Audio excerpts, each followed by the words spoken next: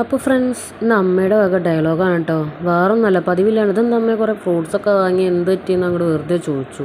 ഒന്നുമില്ല എന്നുള്ളൂ.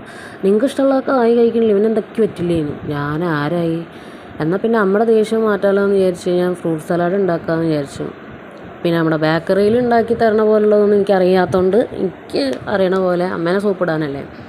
അപ്പോൾ ഇവിടെയുള്ള സാധനം കൊണ്ട് തന്നെ അങ്ങോട്ട് ഒരു തട്ടിക്കൂട്ട് ഫ്രൂട്ട്സ് സലാഡ് ആവട്ടെ വിചാരിച്ച്. അതിന് ഐസ്ക്രീം പൗഡർ ഇല്ലേ, ഐസ്ക്രീം പൗഡർ എടുത്ത് കുറച്ച് വെള്ളവും പഞ്ചസാരയൊക്കെ ഇട്ടിളക്കി പിന്നെ ഗ്യാസിൽ വെച്ച് അങ്ങോട്ട് കുറുക്കിയാണ്ട് എടുത്തു.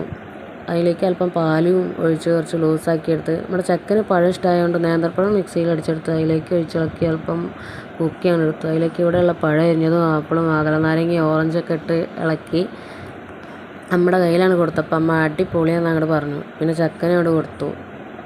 കുട്ടികൾക്ക് ഇഷ്ടമാവും കേട്ടോ. അപ്പോൾ നിങ്ങളും ഉണ്ടാക്കി കഴിച്ചു നോക്കുക. അപ്പോൾ ബൈ.